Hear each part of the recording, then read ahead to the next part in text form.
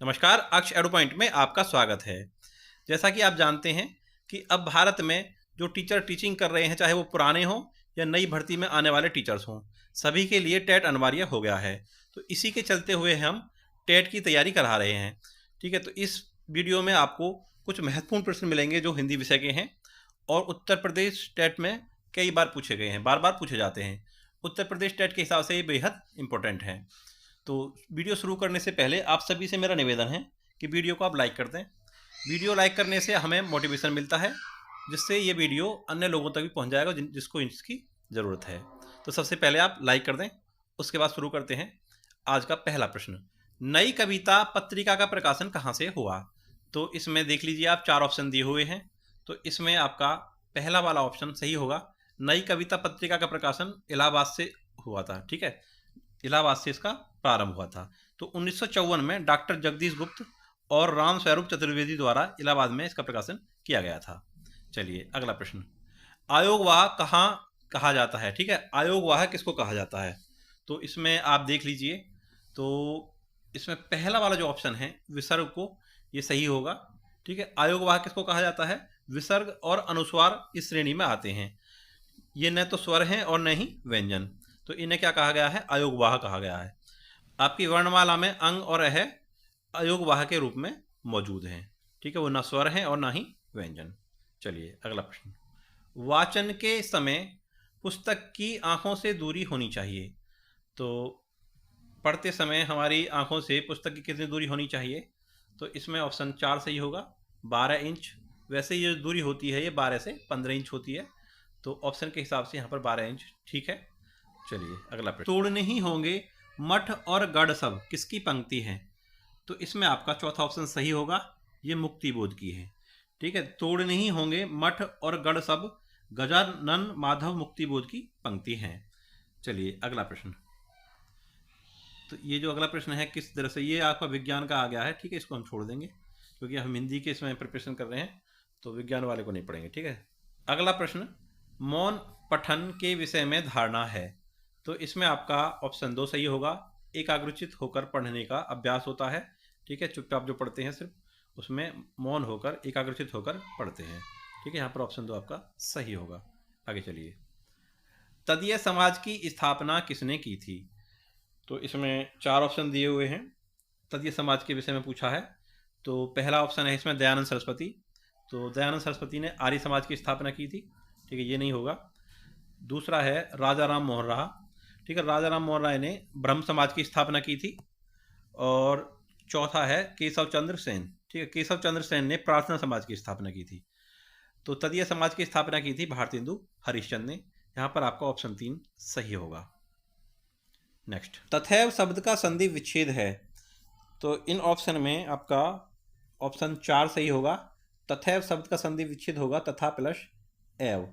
अब देखिए, इसमें तथा का जो आ है, ये वाला आ, और प्लस एव का ए मिलके निर्माण करते हैं किसका? आई का निर्माण करते हैं। ठीक है, तो इस तरह से बनता है तथैव।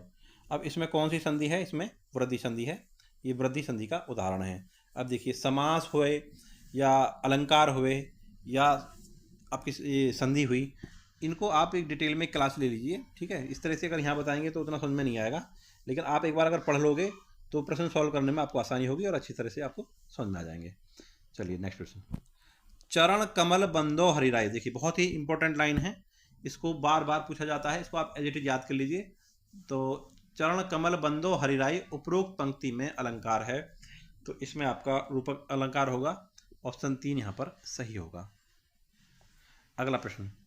मूक हुई वाचाल पंगु चढ़े गिरवर गहन जासु कृपासु दयाल द्रवहु सकल कलिमल दहन। ठीक है, ये इसमें क्या है कि पूछा हुआ है कौन सा छंद है इसमें? तो इसमें आपका ऑप्शन 3 सही होगा, ये सौरठा का गुण है। ठीक है, सौरठा का गुण क्या होता है? सौरठा में पहले और तीसरे चरण में 11-11 मात्राएं तथा दूसरे और चौथे चरण में 13-13 मात्राएं होती हैं। ठीक है, तो ये सौरठा हुआ। यहाँ पर आपका ऑप्शन 3 सही होगा। मधुलिका जयशंकर प्रसाद की किस कहानी का पात्र है? तो जयशंकर प्रसाद की कहानी है पुरस्कार, उसी का एक पात्र है मधुलिका। तो यहाँ पर ऑप्शन 4 सही होगा। ठीक है, आगे बढ़िए। आधे अधूरे नाटक के रचनाकार हैं, तो आधे अधूरे नाटक के रचनाकार हैं मोहन राकेश। आपका ऑप्शन 3 यहाँ पर सही होगा। आगे चलिए। वर्तनी की दृष्टि से निम्नलिखित में से शुद्ध शब्द है, तो देख लीजिए, वर्तनी से संबंधित प्रश्न हर बार आता है, तो कुछ शब्द हैं वो गिने चुने शब्द हैं, उनको आप देख लीजिए। लगभग 100 के आसपास जो शब्द होंगे, ठीक है, उनको आप देख लीजिए, उनमें से ही बार बार आते रहते हैं। एक बार आप देखोगे तो फिर आपको अच्छी तरह से वो याद हो जाएगा, तो आप गलत नहीं करोगे, ठीक है। तो यहाँ पर आपका ऑप्शन 2 सही होगा। जिसकी जो वर्तनी सही है वो रचयिता, ये वाला, ये ठीक है। आगे चलिए। कर्म कारक का चिन्ह है, तो देखिए कर्म कारक का चिन्ह पूछा हुआ है, तो जो हमने पहले याद किया था 10th में, तो एक लाइन थी उसमें, कर्ता ने कर्म को संप्रदान के लिए, अपादान से अलग होने के लिए, ठीक है। तो जहाँ से आ रहा हो अलग होने के लिए वहाँ होगा अपादान, और ने के लिए कर्ता, और को के लिए कर्म, ठीक है। और संप्रदान जो के लिए आ रहा हो वहाँ पर क्या होगा, संप्रदान कारक। तो यहाँ पर कर्म का पूछा है तो को, ठीक है। तो यहाँ पर ऑप्शन 3 सही होगा। नेक्स्ट, बाजार से किस संज्ञा का बोध होता है, तो बाजार एक समूह है विभिन्न चीज़ों का, विभिन्न दुकानों का, विभिन्न प्रकार की चीज़ें यहाँ पर आपको मिलेंगी, तो यहाँ पर आपका ऑप्शन 2 सही होगा, समूहवाचक संज्ञा। निम्नलिखित में से कौन गुणवाचक विशेषण नहीं है, देखिए अब इसमें गोल, नुकीला, भीतरी, ये सब क्या है, गुण बताते हैं किसी भी चीज़ की, कोई चीज़ गोल है, नुकीला है, या उसका भीतरी, ठीक है, भीतरी है वो। लेकिन इसमें जो दूसरा ऑप्शन है वो अधिक, वो मात्रा बताता है, गुण नहीं बताता किसी चीज़ की, मात्रा बताता है।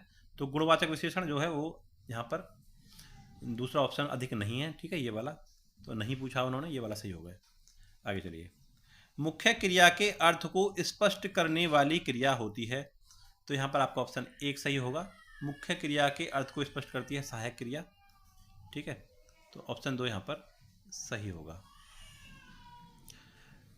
यथाशक्ति में कौन सा समास है, तो यथाशक्ति में समास होता है अवयवी भाव, ठीक है। ऑप्शन 4 यहाँ पर सही होगा, ये मैंने पिछली वीडियो में भी आपको बताया था।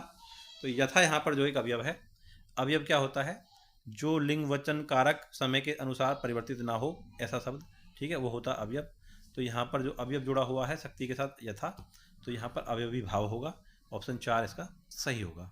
नेक्स्ट, अजात शत्रु में कौन सा समास है, तो देखिए इसमें आपका ऑप्शन 4 सही होगा, बहुब्री। तो समास और संधि को जो है आप डिटेल में पढ़ लो, ठीक है, वहाँ से फिर आपको प्रश्न सॉल्व करने में आसानी होगी। अगर मैं यहाँ से बताऊँगा तो उतना समझ में नहीं आएगा, ठीक है।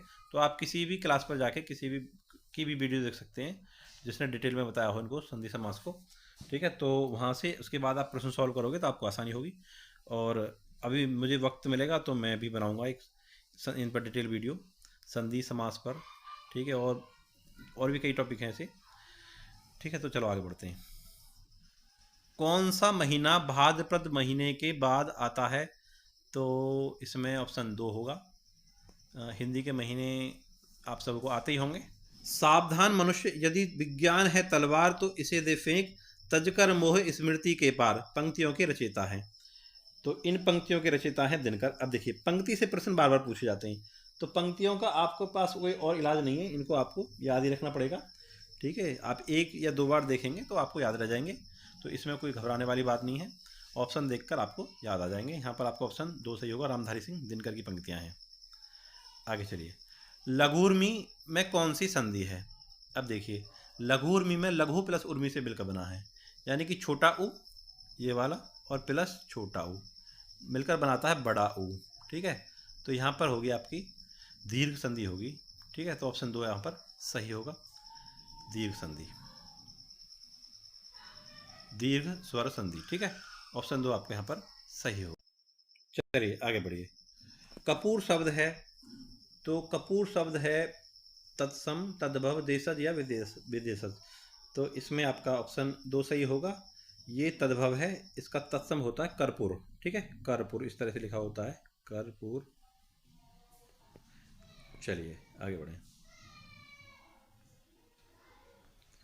एक मुंह दो बात, मुहावरे का अर्थ होगा, तो इसमें ये आसान सा प्रश्न है, ठीक है। मुहावरे थोड़े कभी कभी आसान आ जाते हैं, तो इसमें अपनी बात से पलट जाना, ऑप्शन 3 सही होगा। नेक्स्ट, प्रत्येक चरण में 16 मात्राएं वाला 4 चरणों का सममात्रिक छंद है। ठीक है, तो ये आप जानते ही होंगे, चौपाई होता है। ऑप्शन 4 यहाँ पर सही होगा। नेक्स्ट, अधरों में राग अमंद पिए, अलकों में मलजय बंद किए, तू अब तक सोई है आली, आंखों में भरे बिहागरी। ठीक है, इसमें कौन सा रस है इन्होंने पूछा है। तो इसमें आपका, जैसा आपको पढ़ने में भी लग रहा है, ये तीसरा ऑप्शन सही होगा, श्रृंगार रस। ठीक है, श्रृंगार रस है इसमें, और श्रृंगार रस का स्थायी भाव पूछ लिया जाता है तो होता है रति। चलिए आगे बढ़े। अंधा कुआं नाटक के लेखक हैं, तो अंधा कुआं नाटक के लेखक हैं लक्ष्मी नारायण लाल। यहाँ पर आपका चौथा ऑप्शन सही होगा। नेक्स्ट, अज शब्द को स्त्रीवाचक बनाने के लिए किस प्रत्यय का प्रयोग होगा। अब देखिए, अर्ज का मतलब होता है बकरा।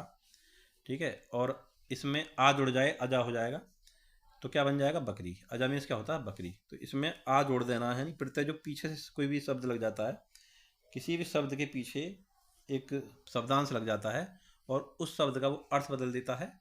ठीक है, तो उसे प्रत्यय कहते हैं। तो इसमें अज में अगर आ पीछे से जोड़ दिया जाए तो अजा हो जाएगा।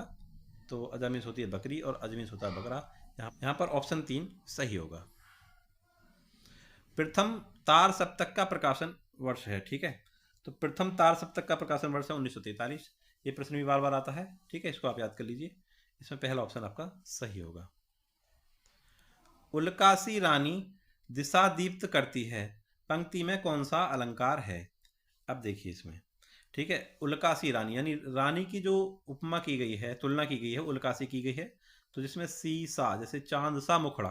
ठीक है, मुखड़ा की तुलना की किससे की गई है, चांद से। तो ऐसी जगह जहाँ भी ऐसी कोई पंक्ति आएगी उसमें अलंकार होगा उपमा। तो यहाँ पर आपका ऑप्शन 4 सही होगा। ठीक है, उपमा अलंकार यहाँ पर। तो ये थे आपके हिंदी के कुछ महत्वपूर्ण प्रश्न। ठीक है, जो आपके परीक्षाओं में पूछे गए हैं, बहुत ही इंपॉर्टेंट हैं। तो आपने देखे होंगे, सॉल्व भी किए होंगे।